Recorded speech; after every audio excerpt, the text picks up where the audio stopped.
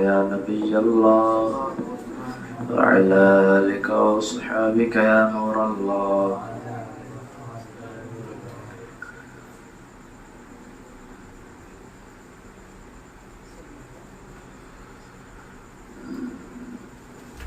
کائنات کے آقا، دو جہاں کے داتا، حضور احمد مجتبی محمد مصطفیٰ صلی اللہ علیہ وسلم پر درود پاک پڑھنے کے جو فضائل ہیں، اس کے جو فوائد ہیں، اس کے جو ثواب ہیں، وہ بے حد اور بے شمار ہے.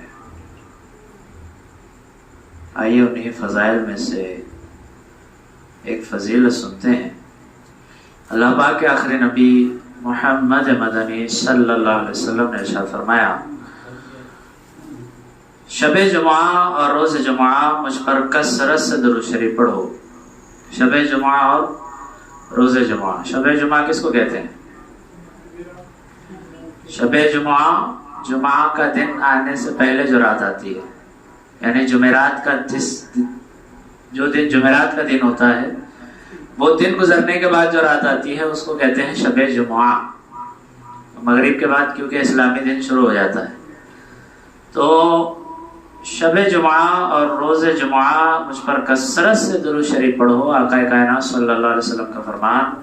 کیوں پڑھو؟ کیونکہ تمہارا درود پاک مجھ پر پیش کیا جاتا ہے. سبحان اللہ. صلو علی الحبیب صلی اللہ علیہ محمد صلی اللہ علیہ وسلم. تو اور دنوں میں جو ہم درود پاک پڑھتے ہیں وہ بھی پیش ہوتا ہے، لیکن جمعہ کو درود پاک پڑھنے کی جو خاصیت ہے وہ اتنی زیادہ ہے کہ اللہ پاک کے نبی صلی اللہ علیہ وسلم کا ارشاد پاک ہے کہ اور دنوں میں تم جو درود پڑھتے ہو وہ فرشتہ مجھ تک پہنچاتا ہے، لیکن جمعہ کے دن جو تم درود پڑھتے ہو وہ خود میں اپنے کانوں سے سنتا ہوں. سبحان اللہ. اللہ پاک کے پیارے نبی آخری نبی صلی اللہ علیہ وسلم کی بارگاہ میں ہمارا درود تو پہنچتا ہی ہے ہر دن، لیکن ایک دن وہ آتا ہے کہ جب درود بھی پہنچتا ہے اور درود کے ساتھ ساتھ ہماری آواز بھی بارگاہ رسالت میں پہنچ جاتی ہے. سبحان اللہ. تو یہ ہماری آواز کے لیے کتنی بڑی خوش نصیبی کی بات ہے. ایک غلام کی آواز اگر آقا کائنات صلی اللہ علیہ وسلم کے دربار میں پہنچ جائے، اور کیا چاہیے؟ ایک عاشق رسول کو اور کیا چاہیے؟ ایک مومن کو، ایک مسلمان کو اور کیا چاہیے؟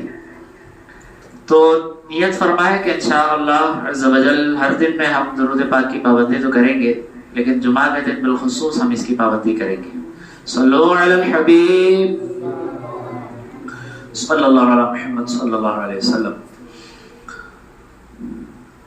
بیان سرکار اعلی حضرت امام اہل سنت کے حوالے سے رکھا گیا ہے. ابھی جو درود پاک کی فضیلت میں نے بیان کی، یہ درود پاک کی فضیلت کے بارے میں اور درود پاک کے حوالے سے اعلی حضرت نے کچھ فرمایا ہے. اور کیا فرمایا ہے؟ بڑا منفرد آپ نے فرمایا ہے، اور یہ فرمان میرے خیال سے ایسے پہلے آپ نے کبھی سنا نہیں ہوگا. غور سے سنیے. اعلی حضرت امام اہل سنت امام احمد رضا خان رحمۃ اللہ علیہ فرماتے ہیں، یہ ثابت و واضح ہے کہ حضور جان رحمت صلی اللہ علیہ وسلم کی بارگاہ اقدس میں درود و سلام اور اعمال امت کی پیشی بار بار بتکرار ہوتی ہے. سرکار اعلی حضرت فرما رہے ہیں کہ حضور جان عالم صلی اللہ علیہ وسلم کی بارگاہ میں درود پاک بھی پیش ہوتا ہے، اور امت کے اعمال جو بھی ہم اعمال کرتے ہیں اچھے یا برے، یہ بھی بارگاہ رسالت میں پیش ہوتے ہیں.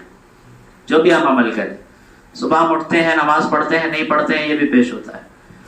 کاروبار پر جاتے ہیں، جھوٹ بولتے ہیں، سچ بولتے ہیں، یہ بھی پیش ہوتا ہے.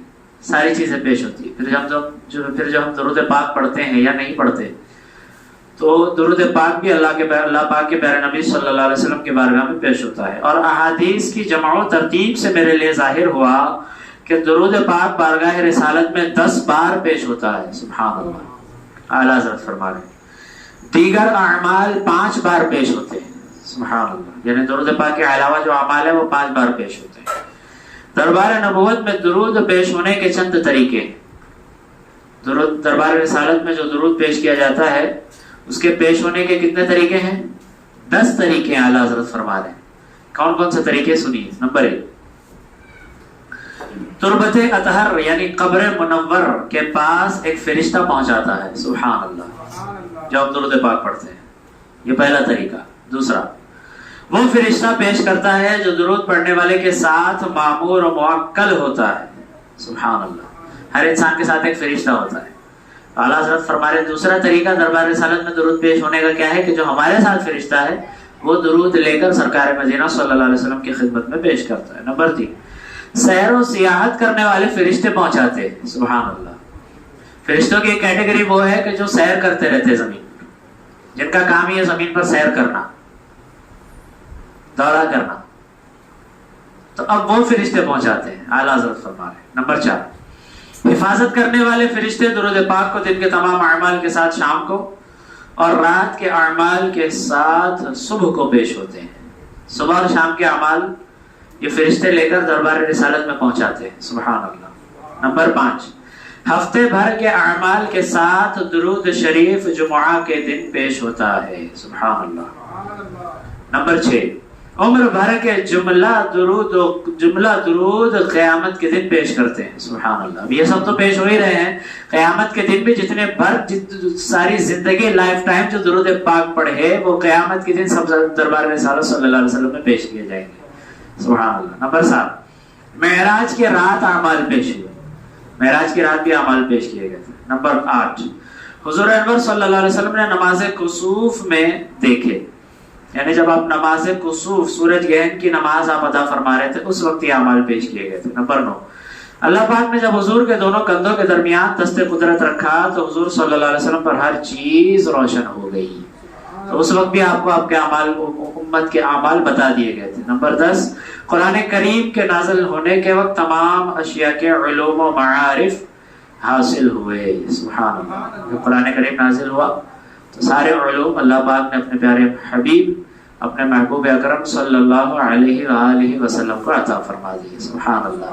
تو یہ 10 انداز میں اللہ پاک کے پیارے نبی صلی اللہ علیہ وسلم پر درود پاک اور اعمال امت کے جو ہے یہ پیش کیے جاتے ہیں. تو ہمیں چاہیے کہ ہم اپنے اعمال کو درست کریں، اپنے گناہوں سے سچی توبہ کریں، تاکہ ہمارے اعمال اچھی حالت میں ہمارے آقا مولا حضور جان عالم سرور کائنات صلی اللہ علیہ وآلہ وسلم کی بارگاہ میں پیش ہو.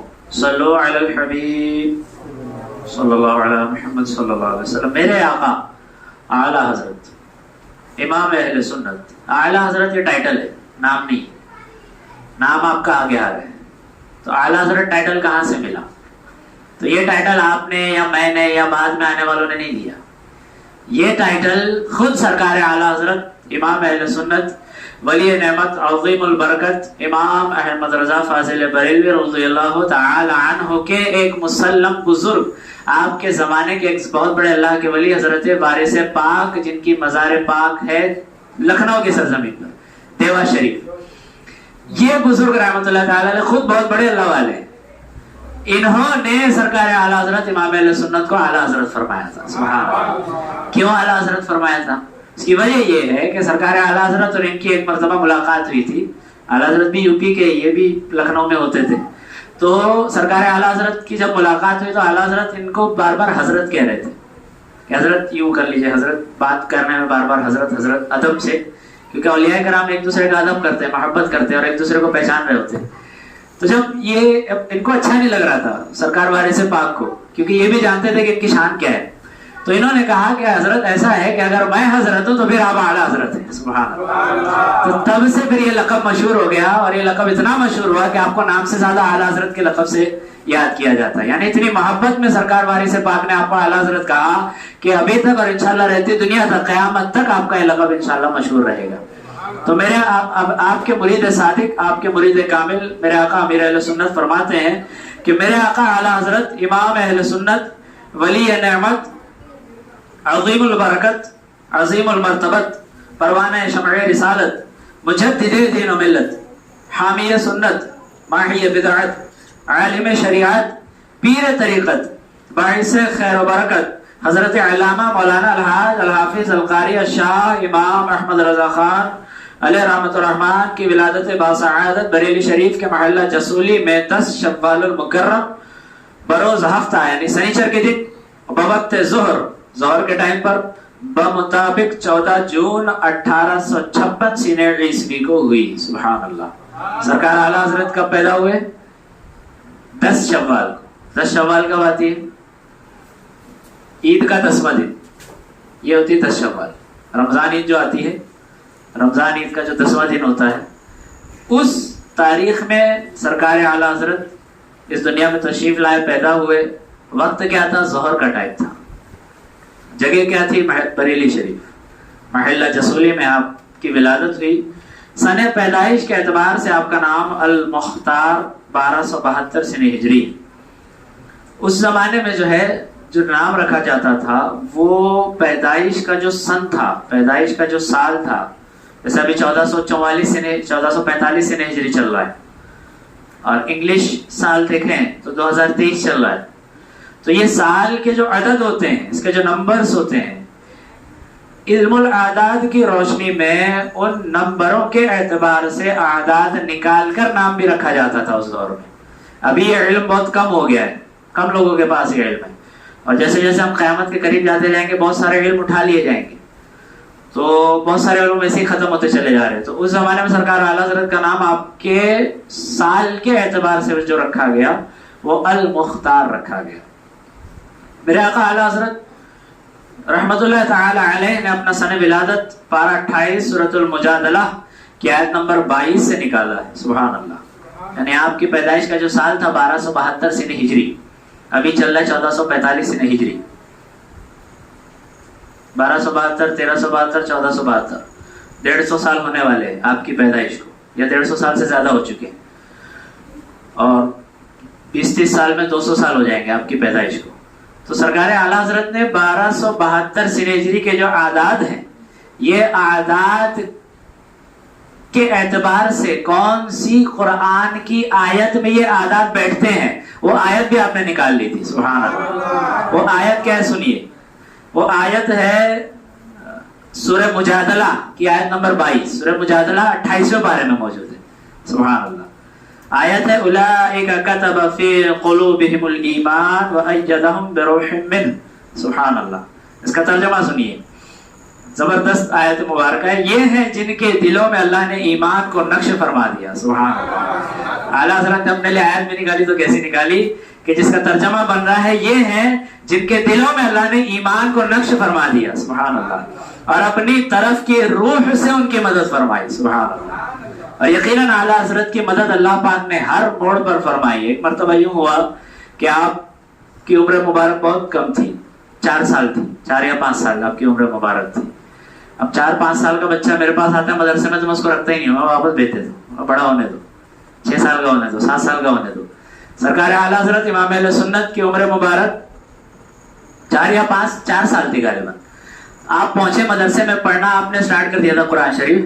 تو قرآن مقدس پڑھتے پڑھتے ایک جگہ وہ آئی کہ جہاں پر آپ کے جو استاد صاحب تھے، جو آپ کے حافظ جی تھے، مولانا صاحب تھے، وہ زبر پڑھا رہے تھے، لیکن آپ کی زبان سے زیر نکل رہا تھا. اب بچے بھی سنے غور سے. استاد صاحب کیا پڑھا رہے ہیں؟ زبر. حضرت کیا پڑھ رہے ہیں؟ سرکار اعلیٰ حضرت زیر پڑھ رہے ہیں. اب استاد صاحب بار بار زبر پڑھا رہے ہیں لیکن اعلیٰ حضرت کے منہ سے زیر ہی نکل رہا ہے. یہاں تک کہ بات یہاں تک پہنچی کہ آپ کے والد صاحب یا دادا جان کو بلایا گیا، جو کہ خود زبردست اللہ پاک کے ولی اور اس وقت کے بڑے مفتی تھے. جب ان کو بلایا گیا تو وہ اللہ والے تھے اور اللہ والوں کی نظر بہت دور تک دیکھ رہی ہوتی ہے. تو انہوں نے پھر ایک پرانا نسخہ قرآن منگایا اور پرانا نسخہ قرآن نکال کر اور نیا نسخہ قرآن دیکھا تو جو نیا والا نسخہ جس میں اعلیٰ حضرت کو پڑھایا جا رہا تھا اس میں زبر کی غلطی تھی، حقیقت میں وہ زیر تھا. جب پرانا نسخہ منگایا گیا تو پتا چلا کہ جو اعلیٰ حضرت کی زبان سے نکل رہا تھا وہی درست تھا. سبحان اللہ. اور جو حضرت پڑھا رہے تھے آپ کے استاد صاحب، وہ کتابت کی غلطی اس کے اندر موجود تھی. تو بچپن ہی سے اللہ عز و جل نے سرکار اعلیٰ حضرت امام اہل سنت کو غلطیوں سے محفوظ کر دیا تھا. سبحان اللہ. کیوں محفوظ کر دیا تھا؟ تو اس کا جواب جب آپ کی زندگی کا آپ جائزہ لیں گے سرکار اعلیٰ حضرت کے تو آپ کو خود ہی اس کا جواب مل جائے گا کہ آگے آنے والے جو چیلنجز تھے، آگے آنے والے جو فتنے تھے، آگے آنے والی جو آزمائشیں تھی، ان آزمائشوں سے مقابلہ کرنے کے لیے اللہ پاک نے سرکار اعلیٰ حضرت کو بچپن ہی سے یہ خصوصیات عطا فرما دی تھی کہ آپ سے غلطی نہیں ہوتی تھی اور اللہ پاک کی طرف سے آپ محفوظ تھے. اب آپ دیکھیں کہ اعلیٰ حضرت کے مقام و مرتبے کا عالم کیا ہے. سرکار اورنگزیب عالمگیر رحمۃ اللہ تعالی علیہ یہ انہوں نے حفظ کیا, حالانکہ بادشاہ بن چکے تھے, اس کے بعد انہوں نے حفظ کیا اور کچھ مہینے یا سال بھر میں انہوں نے حفظ مکمل کر لیا. حفظ مکمل کرنے کے بعد پھر تراویح بھی یہی پڑھاتے تھے سرکار اورنگزیب عالمگیر رحمۃ اللہ علیہ, دلی کی جامع مسجد میں اپنے پایا تخت میں. جب تراویح آپ پڑھاتے تھے تو ایک مرتبہ یہ ہوا کہ آپ کی تراویح کی نماز میں ایک مجذوب اللہ کے ولی تشریف لے آئے. سبحان اللہ. اور مجذوب جو ہوتا ہے تو پھر اس کی زبان سے جو نکلتا ہے وہی ہوتا ہے. یہ میں نے اس سے پہلے بھی بیان کیا تھا. سرکار اورنگزیب عالمگیر رحمۃ اللہ تعالی علیہ تلاوت قرآن کر رہے ہیں تراویح کی نماز میں, اور آپ نے ایک جگہ تلاوت کی تو جو مجذوب بزرگ پیچھے نماز پڑھ رہے تھے ساتھ میں جماعت کے, انہوں نے لقمہ دیا. سرکار اورنگزیب عالمگیر رحمۃ اللہ تعالی علیہ نے لقمہ نہیں لیا, انہوں نے پھر لقمہ دیا, انہوں نے لقمہ نہیں لیا. کئی مرتبہ مجذوب بزرگ نے لقمہ دیا, اورنگزیب عالمگیر نے لقمہ نہیں لیا. اب جب نماز مکمل ہوئی, شہنشاہ ہندوستان ہے, مسلمانوں کے بادشاہ ہیں, اکھنڈ بھارت کے تنہا شہنشاہ ہے, یہ کھڑے ہوئے اور کہا کہ کون لقمہ دے رہا تھا مجھے, جلال میں آ گئے. مجذوب بزرگ اللہ پاک کے ولی کھڑے ہوئے, کہا کہ میں نے لقمہ دیا تھا. تو انہوں نے عرض کیا کہ حضور جو میں نے پڑھا ہے وہ یہی ہے قرآن پاک میں, اگر آپ چاہیں تو میں نسخہ منگوا لیتا ہوں. نسخے منگوائے گئے, ایک نسخہ منگوایا گیا, اس میں وہی تھا جو اورنگزیب عالمگیر پڑھ رہے تھے. دوسرا نسخہ منگوایا گیا, اس میں بھی وہی تھا جو اورنگزیب عالمگیر پڑھ رہے تھے. تیسرا نسخہ منگوایا گیا, اس میں بھی وہی تھا جو اورنگزیب عالمگیر پڑھ رہے تھے. چوتھا نسخہ منگوایا گیا جو بہت زیادہ پرانا تھا. جب اس میں دیکھ کر تقابل کیا گیا تو پتا چلا کہ جو مجذوب بزرگ رحمۃ اللہ علیہ پڑھ رہے تھے وہ درست تھا, اور سرکار اورنگزیب عالمگیر رحمۃ اللہ علیہ جو پڑھ رہے تھے اس میں کتابت کی غلطی تھی, اس میں سہو ہو گیا تھا, مسٹیک ہو گئی تھی. اس پر سرکار اورنگزیب عالمگیر رحمۃ اللہ علیہ نے ارشاد فرمایا کہ دیکھیے 3 قرآن میری تائید میں, 3 قرآن میری تائید کر رہے ہیں, جو میں پڑھ رہا تھا وہ درست بتا رہے ہیں, ایک قرآن کا نسخہ مجھے غلط بتا رہا ہے. تو آپ ہی بتائیے کہ انصاف کیا ہے, 3 قرآن کی بات مانی جائے یا ایک قرآن کی بات مانی جائے؟ تو اللہ پاک کے ولی مجذوب بزرگ رحمۃ اللہ علیہ نے ارشاد فرمایا کہ بادشاہ یہ 3 قرآن وہ ہے جو تمہارے یہاں سے لکھے گئے, یہ 3 قرآن کے نسخے وہ ہے جن کی نقل تمہارے یہاں سے اتاری گئی ہے. سرکار اورنگزیب عالمگیر رحمۃ اللہ علیہ اپنی بادشاہ سے پیسہ نہیں لیتے تھے, آپ قرآن پاک لکھتے تھے, ٹوپی سلتے تھے اور اس سے اپنا رزق حلال چلاتے تھے, آپ اس سے اپنا گھر چلاتے تھے. بادشاہ سے, اپنی سلطنت میں سے, مسلمانوں کے بیت المال میں سے آپ بالکل بھی پیسہ نہیں لیتے تھے, یہ آپ کی شان تھی. اللہ پاک کے زبردست ولی تھے سرکار اورنگزیب عالمگیر رحمۃ اللہ علیہ, زبردست اللہ پاک کے ولی تھے. سرکار مجذوب بزرگ رحمۃ اللہ نے فرمایا کہ بادشاہ جو تم قرآن جس کی تم تائید پر فخر کر رہے ہو وہ وہی نسخہ ہے جو تمہارے ہاتھوں سے کاپی کیا گیا ہے, لوگوں نے تمہارے ہاتھوں سے کاپی کیا ہے, اور جو پرانا نسخہ لایا گیا ہے وہ پہلے کی کتابت کیا گیا ہے, اور اس میں جو لکھا ہوا ہے وہی صحیح ہے. کیونکہ اولیاء جب قرآن پڑھتے ہیں تو وہ مصحف دیکھ کر نہیں پڑھتے, وہ لوح محفوظ دیکھ کر قرآن پڑھ رہے ہوتے ہیں. سبحان اللہ, لوح محفوظ دیکھ کر قرآن پڑھ رہے تھے. اور بادشاہ تم جو قرآن پڑھ رہے تھے وہ اپنی کتابت کا قرآن پڑھ رہے تھے, میں جو قرآن دیکھ رہا تھا وہ لوح محفوظ پر دیکھ رہا تھا. تو اولیاء کرام کی نظریں جو ہوتی ہیں وہ لوح محفوظ کو دیکھ لیا کرتی ہیں, حقیقت کو جان لیا کرتی ہے. سرکار اعلیٰ حضرت رحمۃ اللہ علیہ کی شان پر قربان جائے کہ بچپنے میں آپ کے مرتبے کا اور آپ کے غلطیوں سے محفوظ ہونے کا عالم کیا ہے, کہ بچپنے میں بھی آپ نے کبھی غلطی نہیں کی. سبحان اللہ. اور یہ بہت یعنی خصوصی طور پر اللہ پاک کا انعام ہوتا ہے جس کو یہ چیز نصیب ہوتی ہے. اب آئے دیکھیں سرکار اعلیٰ حضرت کے بچپن کا یہ عالم ہے. 7 سال کے جب آپ کی عمر پاک ہوئی تو 7 یا 6 سال کی عمر میں آپ نے عربک میں بیان فرمایا. سبحان اللہ, عربی لینگویج میں. حالانکہ آپ کی مادری لینگویج اردو ہے, یو پی میں اردو بولی جاتی ہے یا ہندی بولی جاتی ہے, لیکن 6 سال کی عمر میں آپ نے عربی میں, وہ بھی میلاد شریف کے موضوع پر بیان فرمایا, اور ایسا بیان فرمایا کہ جس کو فصیح عربی کہا جاتا ہے. جو بڑے بڑے انٹلیکچوئل بیان کرتے ہیں اس انداز میں آپ نے 6 سال کی عمر میں بیان فرمایا. یہ آپ کے علم کا عالم تھا. 13 سال 9 مہینے کے جب آپ ہوئے تو اس عمر میں اللہ پاک نے آپ کو اتنا علم عطا فرما دیا تھا کہ آپ نے پہلا فتویٰ تحریر فرما دیا. سبحان اللہ. جو استفتاء آتے تھے دارالفتاء میں, چونکہ آپ کا گھر جو تھا یہ مفتیان کرام کا گھرانہ تھا, علمی گھرانہ تھا اور وہاں پر استفتاء آتے تھے، یعنی سوالات آتے تھے فتویٰ لینے کے لیے، جیسے دارالفتاء میں سوالات آتے ہیں. تو آپ کا گھر تو گھر تھا، گھر کے ساتھ دارالفتاء بھی تھا جہاں پر لوگوں کے سوالات آتے تھے اور پھر ان کو فتوے دیے جاتے تھے. تو ایک مسئلہ آیا رضاعت کا، دودھ پینے کا مسئلہ آیا، تو اس پر آپ نے فتویٰ تحریر فرمایا. لیکن آپ کیسے اللہ والے تھے اور کیسی عاجزی تھی آپ کے اندر کہ فتویٰ لکھنے کے باوجود بھی ڈائریکٹ آپ نے فتویٰ صادر نہیں کر دیا کہ جاؤ جو میں نے لکھ دیا وہی صحیح ہے. آپ نے فتویٰ لکھنے کے بعد اپنے والد صاحب، اپنے استاد صاحب کی خدمت میں پیش کیا. آپ کے استاد دیگر اساتذہ بھی ہے اور آپ کے والد بھی آپ کے استاد ہیں، حضرت مولانا نقی علی خان رحمۃ اللہ علیہ. آپ کے والد کا نام کیا ہے؟ نقی علی، یہ آپ کے والد کا نام ہے. اور اعلیٰ حضرت کا نام ہے احمد رضا.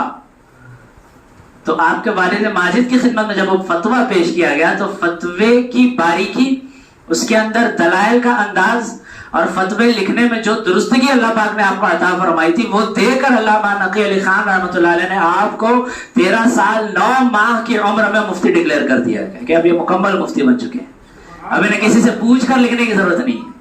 یہ ایک فتوے میں اللہ پاک نے آپ پر اتنا کرم فرمایا کہ آپ نے اس کے اندر جو دلائل کی لائن لگا دی اور جس انداز میں آپ نے فتویٰ درست تحریر فرمایا، تو وہ دیکھ کر آپ کے استاد، آپ کے والد ماجد نے فرمایا کہ اب یہ مفتی ڈکلیئر ہو چکے ہیں. یہ آپ کی شان پاک تھی. آپ کے زمانے کے بہت بڑے محدث جنہوں نے 40 سال تک درس حدیث دیا، علامہ محدث احمد سورتی رحمۃ اللہ تعالی علیہ، محدث سورتی ان کو کہتے ہیں. یہ جو کہ اللہ پاک کے ولی بھی تھے، محدث بھی تھے. محدث وہ ہوتا ہے جو فن حدیث، علم حدیث کی جو فیلڈ میں بہت ماہر ہوتا ہے، اس کو محدث بولتے ہیں.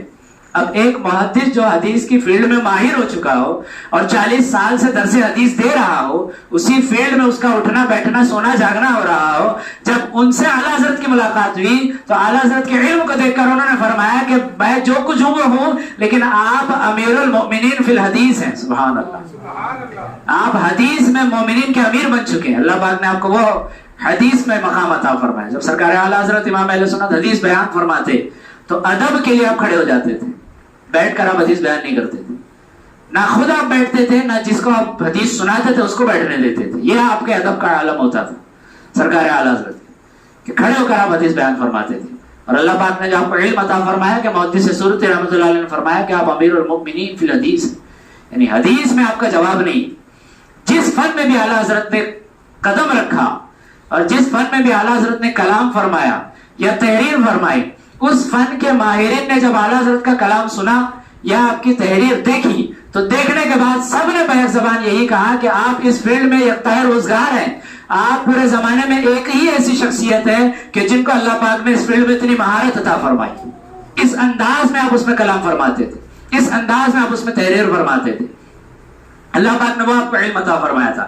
خود میرے آقا اعلیٰ حضرت امام اہل سنت فرماتے ہیں ریاضی کے بارے میں، میتھس کے بارے میں، میتھمیٹکس کے بارے میں، فرماتے ہیں کہ میں اس میں زیادہ علم سیکھنا چاہ رہا تھا میتھس میں، لیکن مجھے میرے والد ماجد نے فرمایا کہ نہیں. آپ فرماتے ہیں کہ مجھے آقا کائنات صلی اللہ علیہ وسلم کی زیارت ہوئی اور ارشاد ہوا کہ احمد رضا صرف جمع، نفی، ضرب، تقسیم سیکھ لو، باقی علم تمہیں خود ہی عطا کر دیے جائیں گے. سبحان اللہ. پھر لوگوں نے دیکھا کہ علی گڑھ مسلم یونیورسٹی کے وائس چانسلر ڈاکٹر ضیاء الدین، یہ اس وقت ایک میتھس کا تھیرم حل کرنے کے لیے، اس کے سولوشن کے لیے جرمنی جانے والے تھے. میتھس کی کسی پرابلم کو سالو کرنے کے لیے جرمنی جانے والے تھے کہ وہاں پر بڑے بڑے ریاضی دان موجود ہیں، بڑے بڑے میتھمیٹیشین موجود ہیں کہ جن کے پاس میں اپنا مسئلہ رکھوں گا اور میرا یہ مسئلہ حل ہو جائے گا. جب وہ جانے والے تھے تو انہی کے کالج کے پروفیسر تھے حضرت مولانا سید سلیمان اشرف رحمۃ اللہ علیہ. جب ان کو پتا چلا کہ جرمنی جانے والے تو انہوں نے فرمایا کہ جرمنی جانے کی ضرورت نہیں ہے، بریلی چلے جاؤ. سبحان اللہ، تمہارا مسئلہ ادھر حل ہو جائے گا. انہوں نے کہا حضرت کسی مولانا کا مسئلہ نہیں ہے، یہ میتھس کا مسئلہ ہے. یہ کسی حدیث، کسی قرآن، کسی اصول حدیث تفسیر کی بات نہیں کر رہا میں، یہ میں میتھس کی بات کر رہا ہوں، ریاضی کی بات کر رہا ہوں. اور آپ کہہ رہے کہ بریلی چلے جاؤ. انہوں نے کہا ایک بار جا کے تو دیکھیں آپ. انہوں نے اتنا اصرار کیا کہ یہ پہنچ گئے بریلی شریف. جب پہنچے بریلی شریف، سرکار اعلیٰ حضرت امام اہل سنت کی طبیعت ناساز تھی. سبحان اللہ، طبیعت آپ کی لیول پہ نہیں تھی، بحال نہیں تھی، طبیعت آپ کی ناساز تھی. ایسی حالت میں انہوں نے عرض کیا کہ حضور ایک مسئلہ لے کر حاضر ہوا ہوں میں. آپ نے فرمایا کیا ہے؟ تو انہوں نے کہا کہ مسئلہ تھوڑا پیچیدہ ہے، گنجلک ہے، کمپلیکیٹڈ ہے، دشوار ہے. اگر آپ اجازت دیں، آپ کی حالت ٹھیک ٹھاک ہے تو میں عرض کروں. تو سرکار اعلیٰ حضرت نے فرمایا کچھ تو بتا دیجیے. تو انہوں نے جب مسئلہ رکھا، اعلیٰ حضرت نے آن دا اسپاٹ ان کو جواب دیا، اور ایسا اطمینان بخش جواب دیا کہ خود ڈاکٹر ضیاء الدین نے کہا کہ حضرت ایسا لگ رہا ہے کہ میرے آنے سے پہلے آپ اسی مسئلے کا مطالعہ کر رہے تھے. سبحان اللہ. جبکہ اعلیٰ حضرت رحمۃ اللہ علیہ کی طبیعت ناساز تھی اس وقت، آپ بیمار تھے اس وقت، اور بیماری کے عالم میں بھی جو جواب آپ نے عطا فرمایا، اس جواب سے ڈاکٹر ضیاء الدین جو کہ جرمنی جا کر مطمئن ہونے والے تھے، بریلی میں آقائے نعمت اعلیٰ حضرت کی خدمت میں حاضر ہو کر ایسے مطمئن ہو گئے کہ کہتے ہیں حضرت آپ نے مسئلہ ایسا حل کیا کہ لگتا ہے کہ ابھی میرے آنے سے پہلے آپ اسی مسئلے کا مطالعہ فرما رہے تھے. سبحان اللہ. اعلیٰ حضرت فرماتے ہیں کہ میں جس چیز کو دیکھ لیتا ہوں، پڑھ لیتا ہوں، وہ پھر سالوں تک میرے دماغ میں محفوظ ہو جاتی ہے. سبحان اللہ. ایک تو یہ ہے کہ جو چیز پڑھ لی وہ چیز، اس کا مضمون، اس کا خلاصہ، اس کا کنکلوژن ذہن میں آ جائے، اور ایک یہ ہے کہ وہ چیز پورے ورڈ ٹو ورڈ ذہن میں آ جائے. تو اعلیٰ حضرت کی شان یہ تھی کہ فرماتے ہیں کہ ورڈ ٹو ورڈ وہ چیز کئی سالوں تک میرے ذہن میں رہے گی، اور جو اس کا مضمون ہے، جو اس کا مفہوم ہے، وہ تو کبھی ذہن سے نکلے گا ہی نہیں. سبحان اللہ. کیسے نہیں نکلے گا؟ آپ کا حافظہ دیکھیں، آپ کی میموری دیکھیں. سبحان اللہ. لوگ میموری پر کیسی کیسی کہانیاں سناتے ہیں کہ کوئی کیسا یعنی یادداشت والا گزرا ہے. کوئی یوں، کسی کی یادداشت یوں بھی ہوا کرتی تھی کہ وہ رات بھر میں ایک کتاب پڑھتا تھا، اس کو پوری کتاب یاد ہو جایا کرتی تھی. یہ کہانیوں میں اس طرح کی چیزیں بیان کی جاتی ہے. سرکار اعلیٰ حضرت امام اہل سنت کو اللہ پاک نے وہ حافظہ، وہ میموری عطا فرمائی کہ یہی محدث سورتی رحمۃ اللہ علیہ، جو کہ محدث ہے اپنے وقت کے، ان کے پاس ایک کتاب تھی بڑی ضخیم. میرے آقا اعلیٰ حضرت کو جب وہ کتاب ہاتھ لگی تو آپ نے ارشاد فرمایا کہ میں تھوڑا پڑھنا چاہتا ہوں اس کو. تو محدث سورتی رحمۃ اللہ علیہ نے ارشاد عرض کیا کہ جی حضور، آپ لے لیجئے، پڑھ لیجئے اس کو. جس دن آپ نے مانگا تھا اس کے اگلے دن آپ نے کتاب لوٹا دی. سبحان اللہ. سرکار اعلیٰ حضرت نے آج کتاب لی، کل لوٹا دی. محدث سورتی رحمۃ اللہ علیہ نے فرمایا کہ حضرت پورا پڑھ لیجئے گا، پھر دیجئے گا آرام سے. آپ بریلی شریف جائیے، وہاں سے جب آپ پڑھ لیں گے تو پھر مجھے بھجوا دیجئے گا. تو میرے آقا اعلیٰ حضرت ارشاد فرماتے ہیں کہ حضرت میں نے پوری پڑھ لی ہے، اور اس کے اندر جتنے بھی مضامین ہیں وہ سارے کے سارے مضمون، سارے چیپٹر، ساری باتیں میرے ذہن میں انشاءاللہ الکریم ہمیشہ رہیں گی، اور جو لفظ ہے وہ لفظ تو کئی ماہ تک میرے ذہن سے نہیں نکلیں گے. سبحان اللہ. ایک دن میں وہ پوری کتاب نہ صرف آپ نے پڑھی بلکہ پڑھنے کے بعد یاد بھی کر لی. خود آپ ارشاد فرماتے ہیں کہ بچپنے میں میرے حافظے کا یہ عالم تھا کہ جو استاد صاحب مجھے پڑھاتے تھے، 1 سے 2 مرتبہ دیکھنے کی مجھے ضرورت پڑتی تھی، اور وہ پورا مضمون میرے ذہن میں آ جاتا تھا، پوری باتیں مجھے یاد ہو جاتی تھی. خود آپ کے استاد صاحب ارشاد فرماتے ہیں کہ مجھے پڑھاتے ہوئے دیر لگتی ہے، لیکن بیٹا تمہیں یاد کرتے ہوئے دیر نہیں لگتی، تمہیں فوراً یاد ہو جاتا ہے. آپ کے استاد صاحب آپ سے عرض کرتے ہیں کہ آپ انسان ہو یا جن ہو. آپ کے استاد بچپنے میں آپ سے عرض کرتے ہیں کہ بیٹا مجھے بتاؤ آپ انسان ہو کہ جن ہو. تو آپ بچپنے میں جواب ارشاد فرماتے ہیں کہ حضرت اللہ کا شکر ہے میں انسان ہوں، ہاں یہ ہے کہ اللہ پاک کا مجھ پر بڑا فضل ہوا ہے. سبحان اللہ. یعنی یہ چیز بات کی طرف اشارہ کر رہی ہے کہ بچپنے ہی سے جو اللہ پاک کی عنایات آپ پر تھی، ان عنایتوں کا آپ کو احساس تھا، اور بچپنے سے آپ کی تقدس، آپ کی طہارت، آپ کی پاکیزگی، آپ کی میموری اور آپ کے علم کی یہ شان تھی کہ آپ خود ارشاد فرما رہے کہ اللہ پاک کا مجھ پر بڑا کرم ہے. اور یہ کرم کیوں نہ ہو کہ جب اللہ پاک جس کو چن لیتا ہے، اللہ پاک اگر کسی کے ساتھ بھلائی کا ارادہ فرما لیتا ہے، اگر اللہ پاک کسی سے اپنے دین کی خدمت لینا چاہتا ہے تو پھر اس کے اندر اس زمانے کے اعتبار سے اس طرح کی خصوصیات بھر دیتا ہے کہ جن خصوصیات کے بلبوتے پر وہ بندہ اللہ اور اس کے رسول کو راضی کرنے میں کامیاب ہو جاتا ہے، امت کی خدمت کرنے میں کامیاب ہو جاتا ہے، اور دین اور اسلام کی ایسی خدمت کر کے دنیا سے جاتا ہے کہ پھر رہتی دنیا تک لوگ اس کو یاد کرتے ہیں. سرکار اعلیٰ حضرت امام اہل سنت تھے انڈیا میں، لیکن جب عرب کے علماء نے آپ کی تحریریں پڑھی، جب عرب کے علماء نے آپ کے فتوے پڑھے، جب عرب کے علماء نے آپ کا علم دیکھا، تو علم دیکھنے کے بعد عرب کے علماء کا یہ حال تھا اس وقت کی میں بات کر رہا ہوں، آج سے 110 سے 120 سال پہلے کی میں بات کر رہا ہوں. آپ کی ولادت کو 150 سال سے زیادہ ہوا ہے نا، لیکن ولادت کے بعد آپ کی عمر مبارک جب آگے بڑھی تو 100 سال سے زیادہ ہو چکے اس بات کو جو میں ابھی بیان کرنے جا رہا ہوں کہ سرکار اعلیٰ حضرت امام اہل سنت کے علم کا لوہا عرب کے علماء نے ایسا مانا تھا کہ عرب کے علماء کا یہ حال ہو گیا تھا کہ انڈیا سے اگر کوئی بڑی شخصیت، اگر کوئی علمی شخصیت وہاں جاتی یا وہاں سے کوئی علمی شخصیت انڈیا آتی تو وہ کسی اور کے بارے میں کلام نہیں کرتے تھے، وہ سب سے پہلے یہ پوچھتے تھے کہ اعلیٰ حضرت کے بارے میں تم کیا کہتے ہو. سبحان اللہ. اس وقت کی میں بات کر رہا ہوں. عرب کے علماء امام اہل سنت امام احمد رضا کے لیے پوچھتے تھے کہ ان کے بارے میں آپ کا موقف کیا ہے. اگر جس سے وہ ملاقات ہوئی تھی ان کی اگر وہ خوش ہو جاتے تو یہ پھر اس سے مطمئن ہو جاتے کہ ہاں یہ صحیح آدمی ہے.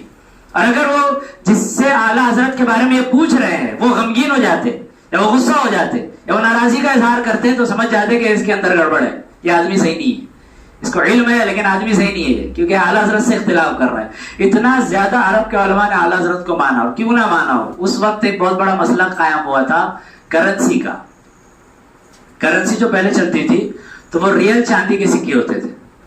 روپیہ جس کو ہم کہتے ہیں تو انڈیا میں روپیہ اس کو کہتے ہیں جو ریئل چاندی کا سکہ ہو, اس کو روپیہ کہتے ہیں.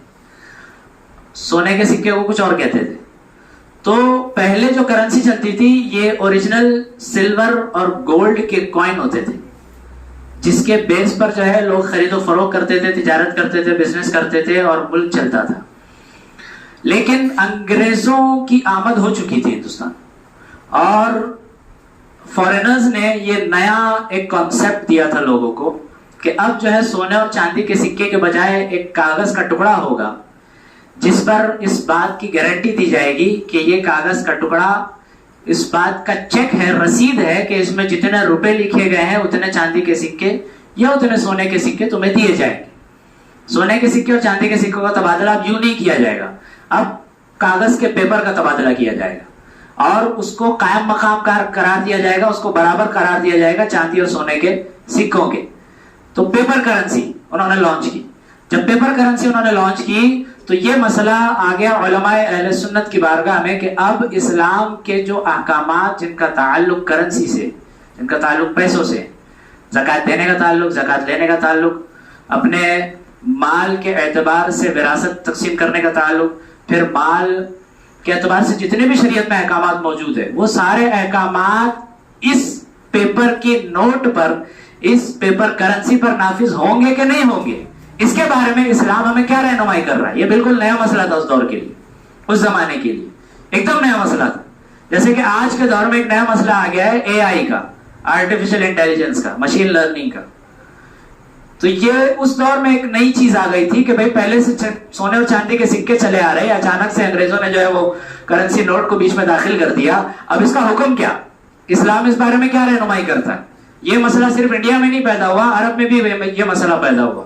جگہ جگہ پر اس طرح کے مسئلے پیدا ہونے لگے. جہاں جہاں انگریزوں کا تسلط تھا یا انگریزوں سے جہاں کہیں تجارت ہوتی تھی تو وہ جو ہے پیپر کو رائج کرنا چاہ رہے تھے اور اوریجنل جو کموڈٹی ہے گولڈ اور سلور کی اس کو وہ لوگ اپنے پاس دبانا چاہ رہے تھے تاکہ جو اوریجنل چیز ہے وہ ہمارے پاس رہے اور جو ڈپلیکیٹ ہے پیپر اس کے بیس پر جو ہے تبادلہ ہوتا رہے. اور آج پوری دنیا اس پر آ چکی ہے, ڈپلیکیٹ پیپر پر, جس کو کبھی بھی کوئی بھی رات کے 8 بجے اٹھ کر جو ہے اس کو خواب دکھتا ہے اور وہ بینڈ کر دیتا ہے, اس کو کوئی 2000 کو بینڈ کر دیتا ہے, کوئی 500 کو بینڈ کر دیتا ہے. تو یہ اس کی حقیقت ہے اور یہ ایک بہت بڑا جال ہے جو انگریزوں کی طرف سے بچھا دیا گیا پوری دنیا میں. خیر جانے دیجیے. تو اس دور میں جب یہ مسئلہ آیا تو علماء اہل سنت نے کتابیں کھنگال ڈالی, سب سر جوڑ کر بیٹھ گئے کہ آخر اس کا حل کیا ہے, اس کا حل نکلے تو کیسے نکلے. کسی نے کچھ کہا, کسی نے کچھ کہا, کسی نے کچھ کہا, کسی نے کچھ کہا. اس وقت میرے آقا اعلیٰ حضرت امام اہل سنت تھے عرب شریف میں, سبحان اللہ, مکہ پاک میں تھے یا مدینہ منورہ میں تھے. جب یہ مسئلہ آپ کی خدمت میں پیش کیا گیا تو آپ نے آن دا اسپاٹ اس مضمون پر, اس چیپٹر پر پوری کتاب لکھ ڈالی جس کا نام آپ نے رکھا کفل الفقیہ الفاہم علی قرطاس دراہم. یہ آپ نے نام تجویز فرمایا اور یہ کتاب آپ نے لکھ کر علماء کو عطا فرمائی. اور اس کتاب کو پڑھنے کے بعد جب علماء نے اس کا سلوشن, اس کا حل دیکھا تو علماء آپ کے علم سے اتنا زیادہ متاثر ہوئے کہ پھر علماء نے آپ کو جو ہے وہ اعلیٰ حضرت اور اس دور کے مجدد کا لقب دیا تھا کہ یہ اس دور کے مجدد ہے. ان کے جیسا علم بہت کم کو ملتا ہے, ان کو اللہ پاک نے وہ علم عطا فرمایا. اور اس میں آپ نے ایسا نہیں ہے کہ کوئی نئی کتاب لائی ہو یا اپنی طرف سے کوئی مسئلہ بیان کیا ہو, بلکہ وہی کتابیں جو دیگر علماء پڑھتے تھے انہی کتابوں میں سے آپ نے جزیات نکال کر اس مسئلے کو حل کر کے بتا دیا کہ علماء کی عقلیں حیران رہ گئے کہ جس کتاب کو ہم پڑھ چکے ہیں, ہم اس کے ورق کو جانتے ہیں, لیکن اس کتاب سے ہم یہ مسئلہ حل نہیں کر پائے. اعلیٰ حضرت امام اہل سنت نے اس کتاب میں سے جزیہ نکال کر اس مسئلے کو حل کر دیا اور پھر وہ مسئلہ حل کر کے آپ نے علماء کو دے دیا. اور وہ مسئلہ اسی کی بنیاد پر پھر جو ہے وہ چھوٹ ملی لوگوں کو کہ ہاں پیپر کرنسی کا بھی استعمال کیا جا سکتا ہے اور اس کی بنیاد پر بھی زکاتیں ادا کی جا سکتی ہے, اس کی بنیاد پر بھی اسلام کے جو بھی احکام ہیں وہ سارے ادا کیے جا سکتے ہیں اگر اوریجنل کرنسی نہ ہو تو بھی. تو یہ سرکار اعلیٰ حضرت امام اہل سنت کے علم کا عالم ہے. آپ کے علم کا عالم تو ہم نے دیکھا, حدیث کے بارے میں ہم نے دیکھا کہ حدیث پڑھنے پڑھانے کا آپ کا انداز نرالا. خود جو امام تھے حدیث میں, انہوں نے آپ کو امیر المومنین فی الحدیث کہا. ریاضی میں ہم نے دیکھا کہ ریاضی کے بڑے بڑے مسائل چٹکیوں میں آپ حل فرما دیتے تھے. اس کے علاوہ علم توقیت لے لیں آپ, علم ذائچہ لے لیں آپ. اسی طرح فلکیات, علم فلکیات لے لیں آپ. علم توقیت وہ ہوتا ہے جس میں وقت کا اندازہ لگایا جاتا ہے, وقت کا پتہ لگایا جاتا ہے. تو وقت کا پتہ کیسے لگایا جاتا ہے؟ دن میں سورج دیکھ کر, رات میں چاند ستارے دیکھ کر پتہ لگایا جاتا ہے. اعلیٰ حضرت کے علم توقیت کا یہ عالم تھا کہ دن میں سورج کو دیکھ کر آپ اپنی گھڑی ملا لیا کرتے تھے. دن میں سورج کو دیکھ کر آپ جو ٹائم ارشاد فرماتے تھے وہ ٹائم بالکل وہی ہوتا تھا جو آپ کی گھڑی میں چل رہا ہوتا تھا, آپ کے گھر کی گھڑی میں چل رہا ہوتا تھا. رات میں سورج اور چاند کو دیکھ کر آپ ٹائم کا اندازہ لگا لیا کرتے تھے, اور جو ٹائم آپ ارشاد فرماتے تھے اس سے ایک سیکنڈ کا بھی فرق نہیں ہوا کرتا تھا. یہ اعلیٰ حضرت کے علم توقیت کا عالم تھا. ایک علم نجوم کا ماہر آپ کی خدمت میں آیا. علم نجوم کا جب ماہر آیا, غالباً اس کو ایسٹرونومی کہتے ہیں, جو ایسٹرونومسٹ ہوتے ہیں کہتے ہیں کہ ابھی کیا ہوگا, بارش کب ہوئے گی, موسم کیسا رہے گا, ہے نا, ایسٹرولوجی. تو یہ اس علم کا ایک ماہر آپ کی خدمت میں آیا, اور جب وہ آیا تو سرکار اعلیٰ حضرت امام اہل سنت نے اس سے ارشاد فرمایا کہ ذرا یہ بتاؤ کہ بارش کب ہوئی. اس نے پین نکالی, اپنی کاپی کھولی, کاپی میں نقشہ بنایا, اپنے علم کا اس نے استعمال کیا, ڈائیگرام بنایا. ڈائیگرام بنانے کے بعد اس نے کہا کہ حضرت بارش ابھی دور ہے, بارش کو بھی ٹائم ہے. تو سرکار اعلیٰ حضرت نے ارشاد فرمایا کہ اگر میرا رب چاہے تو بھی بارش ہو جائے. اس نے کہا حضرت میرا علم کہہ رہا ہے کہ بارش نہیں ہوگی. میرے آقا اعلیٰ حضرت امام اہل سنت گئے گھڑی کے پاس, اور گھڑی میں اس وقت جو ہے وہ رات کا کچھ 8 یا 9 یا 10 بج رہا تھا. آپ نے گھڑی کا کانٹا گھمایا, 12 پر لے گئے. اعلیٰ حضرت نے گھڑی کا کانٹا گھما کر 12 پر لے گئے. کہا کہ دیکھو پہلے اتنا بج رہا تھا, ابھی کتنا بج رہا ہے؟ کہا کہ 12 بج رہا ہے. تو فرمایا کہ میرا رب اگر چاہے تو ساری کائنات اس کے قبضے قدرت میں وہ ابھی بارش برسا دے. اعلیٰ حضرت کی زبان مبارک سے الفاظ نکلے اور اسی وقت جو ہے گھٹائیں چھانے لگی اور تھوڑی دیر میں بارش برسنے لگی. سبحان اللہ, یہ اعلیٰ حضرت کی کرامت کا عالم. جس فیلڈ میں بھی آپ دیکھیں اعلیٰ حضرت اپنے وقت کے اور قیام, یعنی اس وقت بھی اگر دیکھیں تو سرکار اعلیٰ حضرت کے جیسا علم, آپ کی جیسی کرامت, آپ کی جیسی روحانیت, اور آپ دنیاوی علوم کو آپ دیکھ لیں, کتنے سارے علم کے اندر آپ نے جو کتابیں تحریر فرمائی ان کتابوں کا آج تک کوئی جواب نہیں دے پا رہا ہے. صرف زمین کی حرکت, زمین جو ہے یہ ارتھ جو ہے یہ ساکن ہے, رکی ہوئی ہے, اور سورج جو ہے وہ گردش کر رہا ہے, سورج گھوم رہا ہے. جبکہ سائنس اس کے خلاف کہتی ہے کہ زمین گھوم رہی ہے, سورج رکا ہوا ہے. اور جو لوگ یہ تھیوری جنہوں نے پیش کی وہ خود ناسا, جس کو کہتے ہیں ناسا ایک ایجنسی ہے, اسپیس ایجنسی امریکہ کی, فیمس ہے, ورلڈ فیمس. تو ناسا والوں نے پہلے یہ دعویٰ کیا تھا کہ سورج رکا ہوا ہے, زمین گھوم رہی ہے. ابھی آپ ناسا کی ویب سائٹ پر جا کر دیکھیں گے تو ناسا نے اس بات کا اقرار کیا کہ نہیں, سورج گھوم نہیں رہا ہے, سورج رکا ہوا نہیں ہے, سورج گھوم رہا ہے. ابھی ناسا نے اقرار کیا ہے. اور پہلے کیا کہہ رہا تھا کہ سورج رکا ہوا ہے. میرے آقا اعلیٰ حضرت امام اہل سنت نے اپنے ہی وقت میں اس موضوع پر, اس ٹاپک پر ایک نہیں 3 آپ نے کتابیں تحریر فرمائی, اور تینوں کتابیں الگ الگ انداز میں آپ نے تحریر فرمائی. تینوں کتابوں کا الگ الگ نام آپ نے نام رکھا, اور تینوں میں قرآن پاک سے تو پہلے ہی ثابت ہے. آپ نے لاجیکلی اور سائنٹیفکلی ساری چیزیں پروف کر کے دکھائی, اور اس پر ایسے ایسے اعتراضات آپ نے قائم کیے کہ اس کتاب کا انگلش میں ترجمہ کرنے کے بعد جو فارینرز ہیں وہ اس کتاب کا ابھی تک جواب نہیں دے پا رہے. اس کتاب کا انگلش ترجمہ کرنے کے بعد اس کو فورین بھیجا گیا. فورین بھیجنے کے باوجود بھی جن کے پاس وہ ترجمہ بھیجا گیا انگلش کا, انہوں نے ابھی تک اس کا جواب نہیں دے پایا. انہوں نے اعلیٰ حضرت نے جو اعتراضات وارد کیے, یہ اعلیٰ حضرت کے ماڈرن علم کا عالم یہ. اور پھر بعد میں اتنے سالوں کے بعد آ کر انہوں نے خود اقرار کر لیا کہ ہاں سورج رکا ہوا نہیں ہے, سورج گھوم رہا ہے. اب یہ تھیوری انہوں نے آدھی تو مان لیا, آدھی باقی ہے. آدھے کیا ہے کہ وہ کہتے ہیں زمین گھوم رہی ہے, حالانکہ زمین گھوم نہیں رہی ہے, زمین رکی ہوئی ہے. یہ آدھا ماننا باقی ہے, اور انشاءاللہ آدھا بھی مان جائیں گے وہ, کیونکہ ہوتا وہی ہے جو قرآن و حدیث میں بتایا گیا. آدمی کتنا بھی اپنے جو ہے وہ ماڈرن علم کا اظہار کر لے اور دنیا کو ویڈیو میں دکھا لے کہ زمین گھوم رہی ہے, لیکن ویڈیو میں تو کچھ بھی دکھایا جا سکتا ہے. ویڈیو میں دن کو رات, رات کو دن دکھایا جا سکتا ہے. موبائل میں اس طرح کے ایپس آ گئے ہیں کہ وہ بندے کا فوٹو کھینچ کر وہ اے آئی جس کو کہتے ہیں آرٹیفیشل انٹیلیجنس اتنا زیادہ ایڈوانس ہو گیا ہے کہ وہ آدمی کا فوٹو کھینچ کر اس کو کیا سے کیا بنا دیتے ہیں. اچھا آدمی کو تو بنا ہی دیتے ہیں, اس کی جو آواز نکل رہی ہے اس کی آواز کو بھی چینج کر دیتے. اچھا چلے آواز چینج کر دی, لینگویج کو بھی چینج کر دیتے ہیں. آدمی بول رہا اردو میں اس کو کر دیں گے چائنیز میں لینگویج, چائنیز میں بات آئے اور جو بول رہا ہے وہ سب صحیح ہوگا. یہ سب آرٹیفیشل انٹیلیجنس میں ہو رہا ہے اس دور میں, جب اتنا سب کچھ ایڈوانس ہو چکا ہے اور ویڈیو میں اتنی ساری غلط چیزیں مکس کر دی گئی ہے, تو پھر ویڈیو میں تو کچھ بھی دکھایا جا سکتا ہے. ویڈیو میں یہ بھی دکھایا جا سکتا ہے کہ ہماری دنیا کی طرح اس طرح کی بہت ساری دنیا اور ہے, اس طرح بہت ساری ارتھ اور ہے, یہ بھی دکھایا جا سکتا ہے. ایک کے بجائے 5 سورج دکھا سکتے ہیں کہ دیکھو 5 سورج ہے گیلیکسی میں, کیا مان لیں گے ہم؟ 10-12 چاند دکھا دیں گے وہ لوگ, تو کیا مان لیں گے ہم؟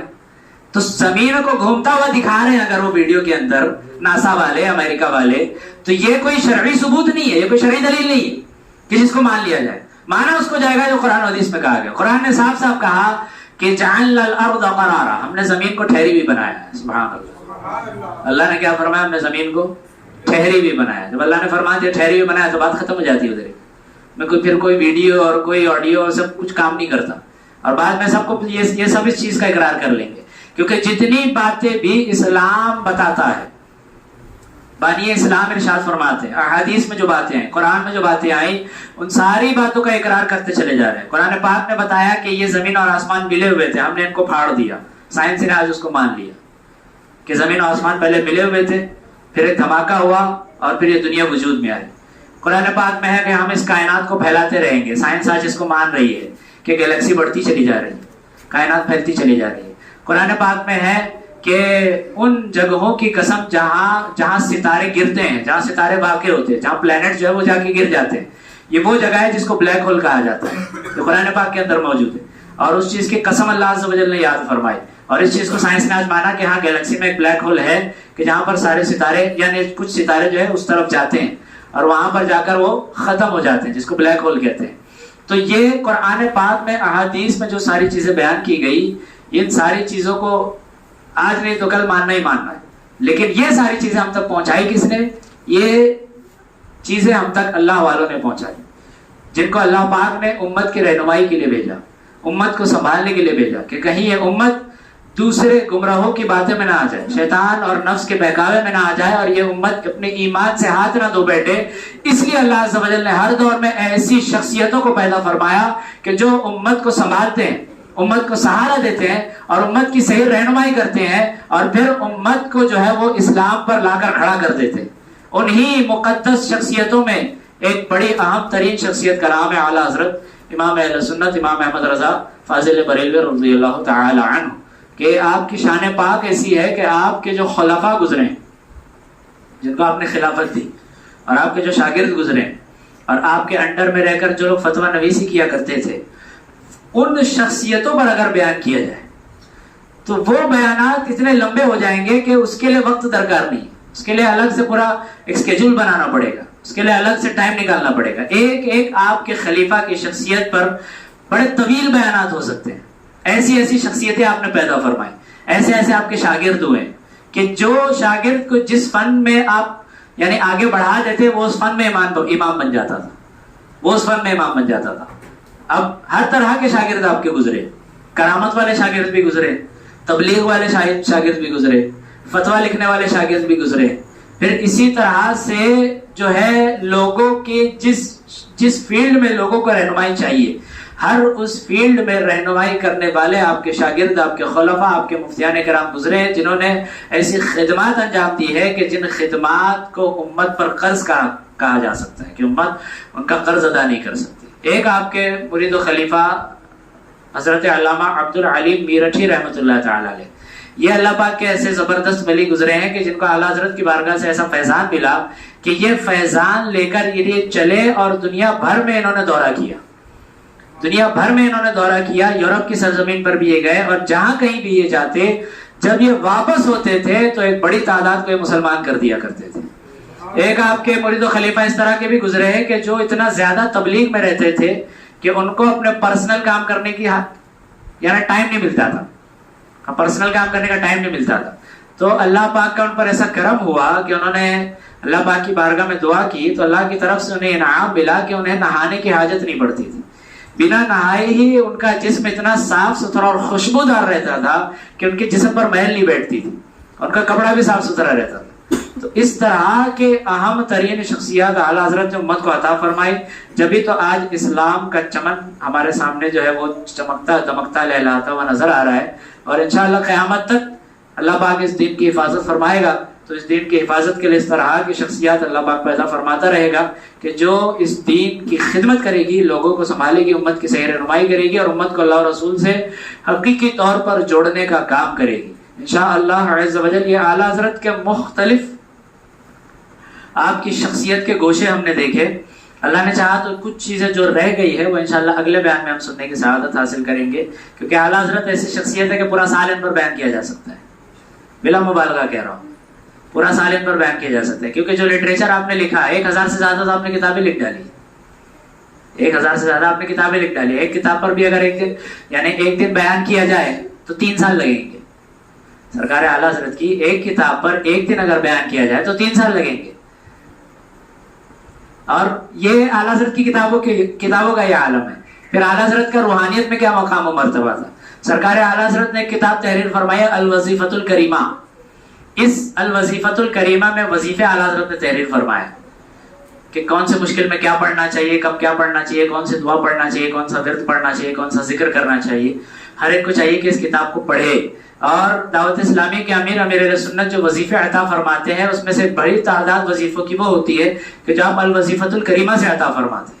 اور الوظیفۃ الکریمہ کے وظائف میں خود کر چکا ہوں، اور میرا اپنا ذاتی تجربہ ہے کہ کہیں اور پر آپ کوئی وظیفہ لینے جائیں تو آپ کو کہیں سے عملیات سب اپنی جگہ پر حق ہے، سب اپنی جگہ پر درست ہے، لیکن اعلیٰ حضرت امام اہل سنت کے وظیفے کی یہ خصوصیت ہے کہ وظیفہ بہت زیادہ لمبا نہیں ہوتا اور بہت مشکل نہیں ہوتا، لیکن اثر اتنا زیادہ ہوتا ہے اس کے اندر کہ وظیفہ چھوٹا ہوتا ہے، اثر بہت زیادہ دکھاتا ہے اور اثر بہت جلدی دکھاتا ہے.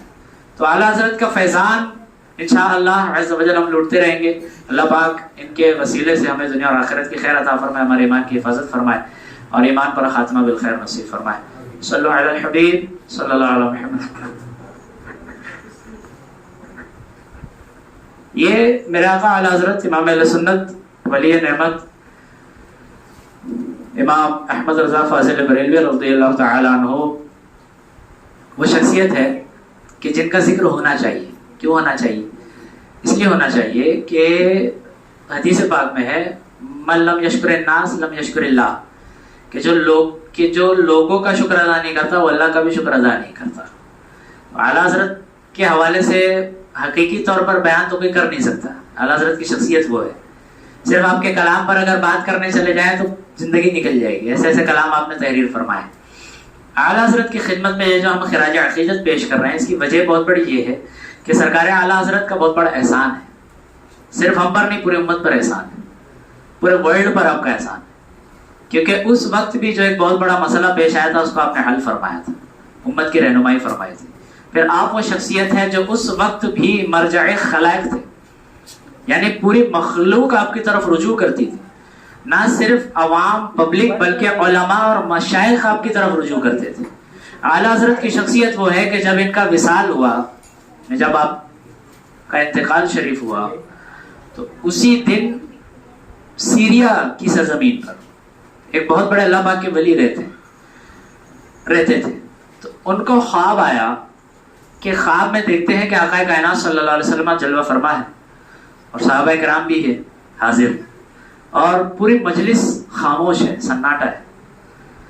جب پوچھا تو بتایا گیا کہ انتظار ہو رہا ہے. پوچھا کس کا انتظار ہو رہا ہے؟ تو بتایا گیا کہ بریلی کے احمد رضا کا انتظار ہو رہا ہے. سبحان اللہ. اب یہ خواب سے بیدار ہوئے اور بیدار ہو گئے ان کا عشق رسول دیکھے کہ یہ ملک سیریا سے شام سے چلے ہندوستان آئے. کئی دن کے بعد پہنچے اور ہندوستان پہنچنے کے بعد بریلی پہنچے اور بریلی میں پوچھا کہ احمد رضا کون ہے؟ تو بتایا گیا کہ ان کا فلاں تاریخ اور فلاں دن کو وصال ہو چکا ہے. تو جب انہوں نے حساب لگایا تو وہی دن تھا جس دن انہوں نے خواب دیکھا تھا. سبحان اللہ. یہ شخصیت ہے اعلیٰ حضرت جن کا احسان اتنا ہے امت پر کہ جن کا انتظار خود اللہ پاک کے حبیب فرما رہے ہیں. جن کا مقام و مرتبہ یہ ہے کہ جب مدینہ پاک پہنچتے ہیں تو مدینہ پاک پہنچنے کے بعد ایک عاشق اپنے ایک غلام اپنے آقا سے دیدار کی خواہش عرض کرتا ہے کہ سرکار اپنا دیدار کرا دیجئے. دیدار نہیں ہوتا ہے. جب دیدار نہیں ہوتا ہے تو آپ کلام لکھتے ہیں، آپ نعت لکھتے ہیں، وہ سوئے لالا زار پھرتے ہیں، تیرے دن اے بہار پھرتے ہیں.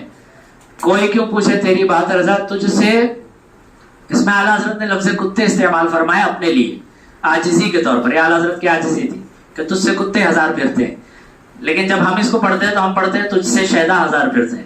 اعلیٰ حضرت نے جب کلام لکھا, اگلے دن کلام لکھنے کے بعد اسی دن جب آپ مدینہ پاک میں بیٹھے ہوئے تھے با ادب حاضری کی تمنا لے کر, جاگتی آنکھوں سے آپ کو آقا کائنات صلی اللہ تعالی علیہ وآلہ وسلم نے اپنا دیدار عطا فرمایا. سبحان اللہ. خواب کی بات نہیں کر رہا ہوں, کلام لکھنے کے بعد آپ انتظار میں بیٹھے ہیں, خواہش لے کر بیٹھے, تمنا لے کر بیٹھے, آرزو لے کر بیٹھے, دیدار ہو جائے. کلام لکھنے کے بعد تھوڑی ہی دیر میں اللہ پاک کے حبیب صلی اللہ علیہ وسلم کا آپ کو دیدار ہو جاتا ہے جاگتی آنکھوں سے. وہ شخصیت ہے اعلیٰ حضرت. اب یہ تو ان کی شخصیت, ان کے جو احسانات ہیں امت پر وہ یہ کہ آپ نے اسلام کی صحیح تصویر لوگوں کو پیش کی.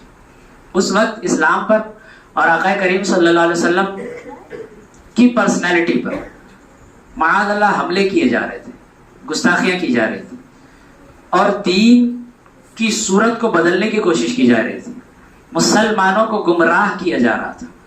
تو ایسے دور میں آپ نے ساری گمراہیوں کا, ساری آزمائشوں کا, سارے فتنے اور فساد کا آپ نے ایسا مقابلہ فرمایا کہ آپ نے جو دلائل عطا فرمائے, جو آپ نے دلیلیں دی قرآن سے, سنت سے, احادیث سے اور اپنے لاجک سے, وہ دلیلیں اتنی مضبوط ہوتی تھی کہ ان دلیلوں کے آگے کوئی کھڑے رہنے کی ہمت ہی نہیں رکھ پاتا تھا.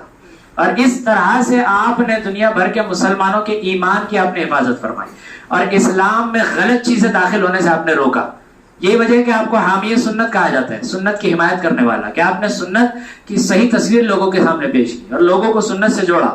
آپ کو ماہی بدعت کہا جاتا ہے کہ آپ نے بدعتوں کو ختم کیا. اس دور میں جو بدعتیں لوگوں کے اندر جہالت کی وجہ سے یا گمراہ کرنے والے مسلمانوں کی وجہ سے آنے والی تھی, ان ساری بدعتوں کو آپ نے ختم فرمایا اور لوگوں کو اسلام پر, صحیح اسلام پر لانے کی آپ نے ایسی کوشش فرمائی کہ آپ کا جو ہے ابھی تک لوگ نام لے رہے ہیں اور آپ کے احسانات کے تلے لوگ دبے ہوئے ہیں. امیر اہل سنت جنہوں نے دعوت اسلامی بنائے وہ تو یہ فرماتے ہیں کہ میں اعلیٰ حضرت کے ٹکڑوں پر پل رہا ہوں. سبحان اللہ. فرماتے ہیں دعوت اسلامی یہ فیضان اعلیٰ حضرت ہے, یہ اور کچھ نہیں ہے, یہ اعلیٰ حضرت کے فیضان ہے اور ہم سب اعلیٰ حضرت کے ٹکڑوں پر پڑھ رہے ہیں. یہ آپ فرماتے ہیں. یعنی اعلیٰ حضرت نے اپنے بعد میں آنے والوں میں کیسی آپ نے کوالٹی پیدا فرما دی کہ جو آپ سے تعلق رکھتا ہے, اللہ پاک کا اس پر کیسا کرم ہوتا ہے کہ وہ خود ایک ایسا نمایاں کارنامہ انجام دیتا ہے کہ جس سے پوری امت کا بھلا ہوتا نظر آتا ہے, پوری امت کا بھلا ہوتا نظر آتا ہے. تو یہ اعلیٰ حضرت کی شخصیت ہے اور ہر ایک کو ان کا شکریہ ادا کرنا چاہیے, ہر ایک کو ان کا شکریہ ادا کرنا چاہیے, کیونکہ اسلام کی انہوں نے وہ خدمت کی ہے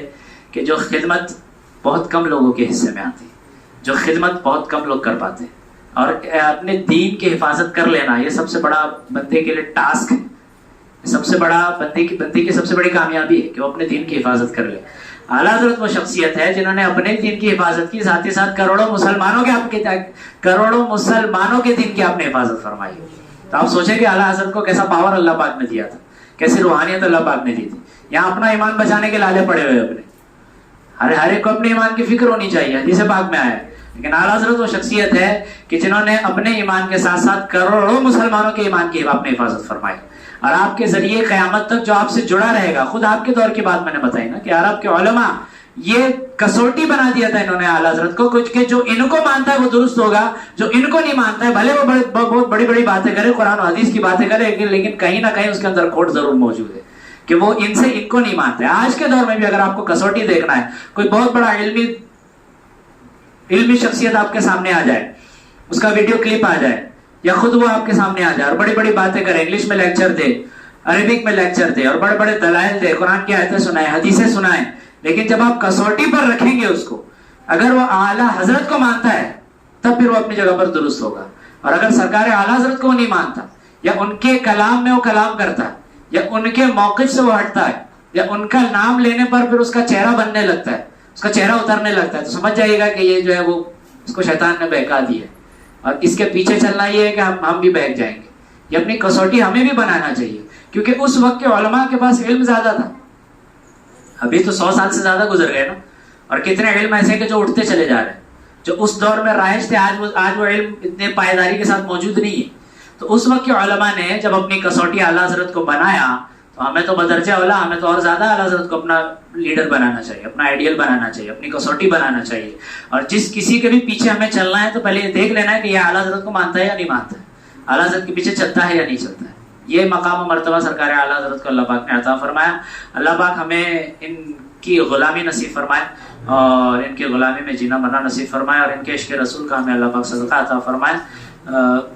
قریب قریب آ جائیے اور ذکر و دعا ہوگی. معاونین سے گزارش ہے کہ بتیوں کو بند کر دیں. لڑکے نیچے بیٹھے، صرف لڑکیاں اوپر.